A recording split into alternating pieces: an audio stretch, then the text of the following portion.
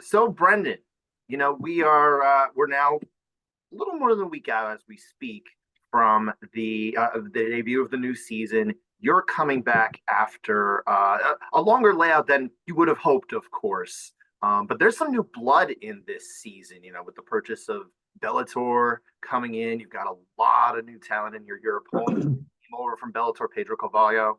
How do you view this 10-man field at 145 pounds versus, the previous 3 seasons you participated in? I think every year it gets stronger and stronger. And now with the acquisition of Bellator, I feel like it's its strongest year. Although last year was also very strong. So it's good. It's fresh blood, like you say. For a couple of years there, it was like me, Wade, Movlead, Bubba, kind of doing the rounds with each other. So I'm very happy. It's 70% new. There's only 3 people in there that I know now. So it's good. And like you say, I kick off against Pedro. So it's almost like the old Bellator versus PFL firing up in the beginning. Do you like that? Do you kind of like that angle? Only because the previous interviewers have been bringing it up. So it's kind of on my head at the minute. But I'm here to rep the PFL, so let's go. Sure. Last year's champ, Jesus Pinedo, he is not in the field this year. So you're the only past featherweight champion in the mix. I'd imagine you take all 10 men very seriously as potential threats to win it all.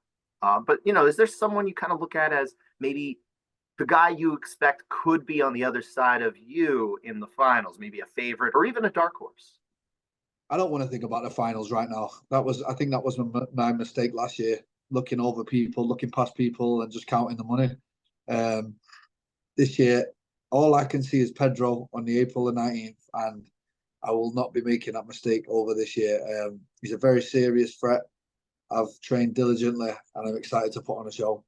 So you think maybe there's a little bit of kind of success got to you, right?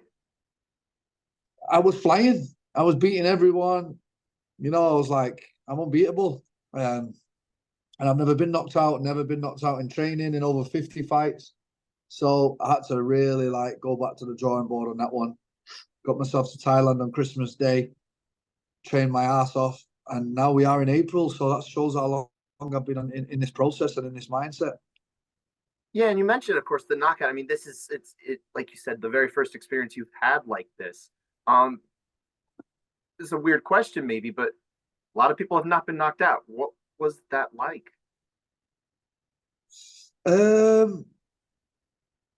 Interesting.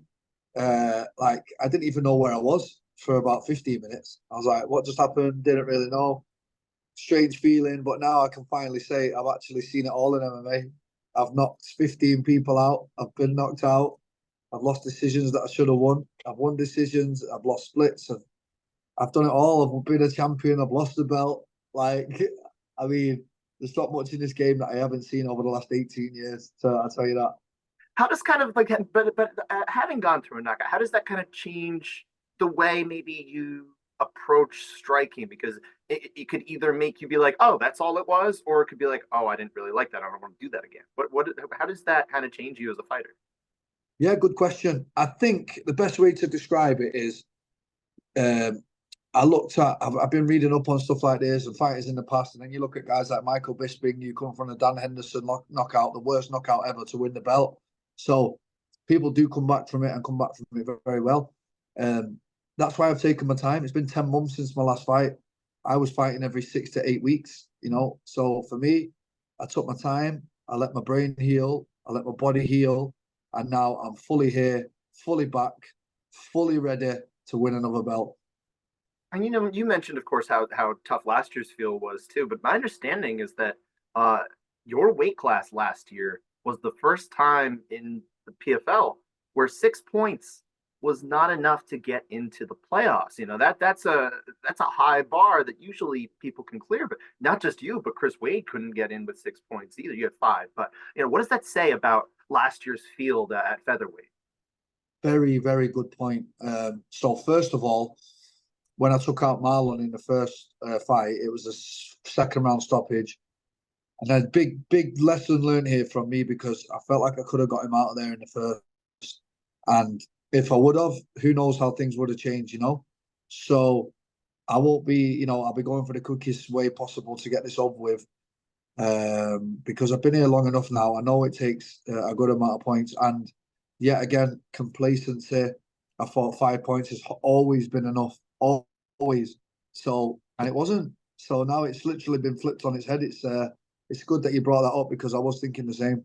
Sure, sure, yeah, and actually going back, I wanted to go back real quick to the Bellator purchase and everything like that because there were so many fighters, so many names that came in. Not all of them are even in this field, so it's not like you're on track to face any of them for this particular year as it is. But is there anyone who came over, any name that kind of came over and you thought about in like maybe years past or maybe after the purchase where you're just like, I'd love to test myself against that guy? Hmm. I mean, AJ didn't come. Pico didn't come. Jeremy Kennedy didn't come. Like they're all the biggest names.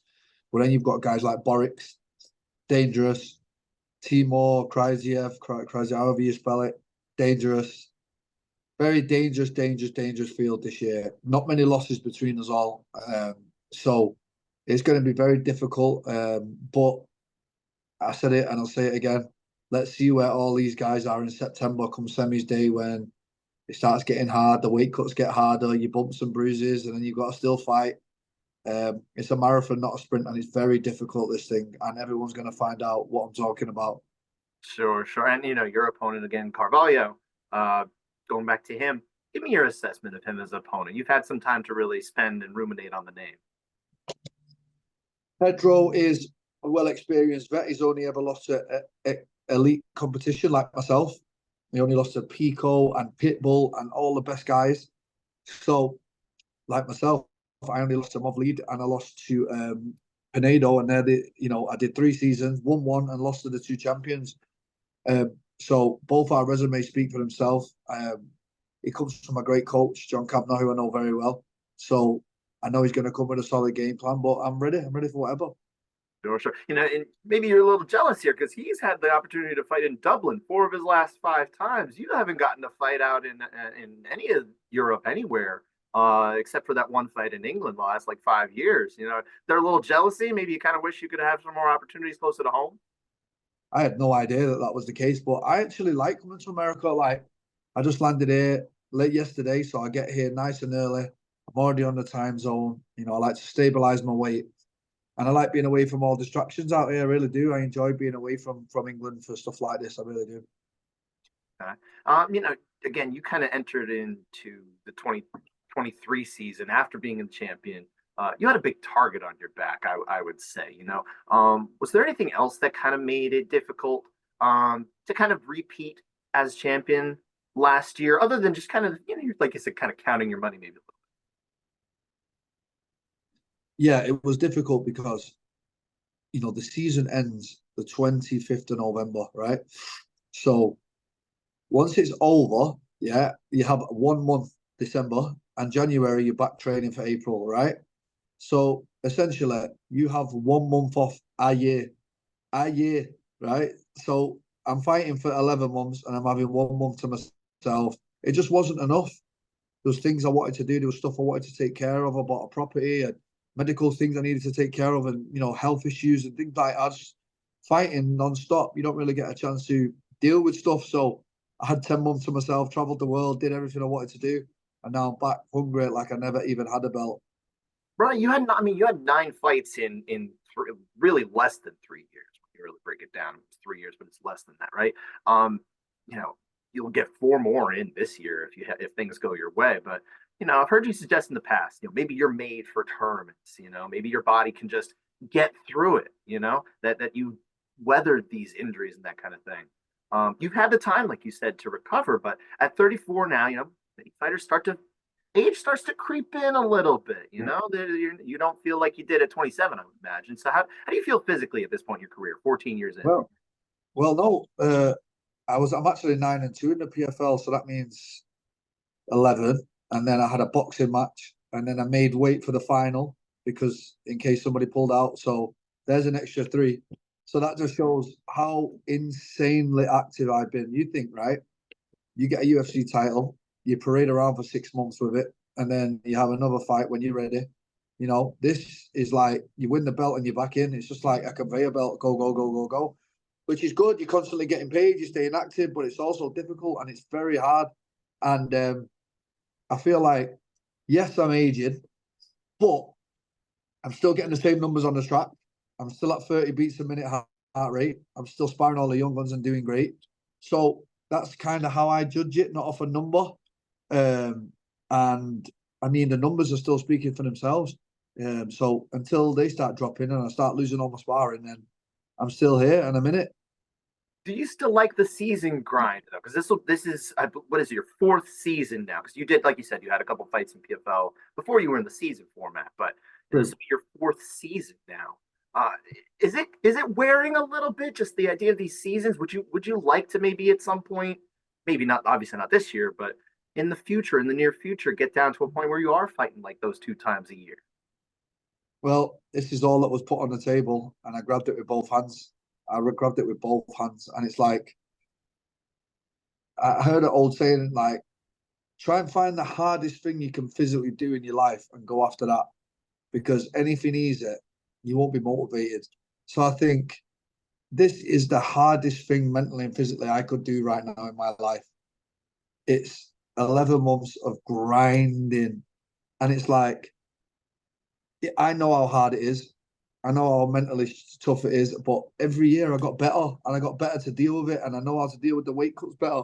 And I know how to train now in between fights. And that is going to become so valuable to me in this season because I feel like the pressure's kind of off me now. I'm not the champion anymore. You know, there's some massive names in there. Not the favourite to win it, I don't know. But I feel like, all eyes are looking elsewhere now. And now it's my time to steal the show again on the 19th of April.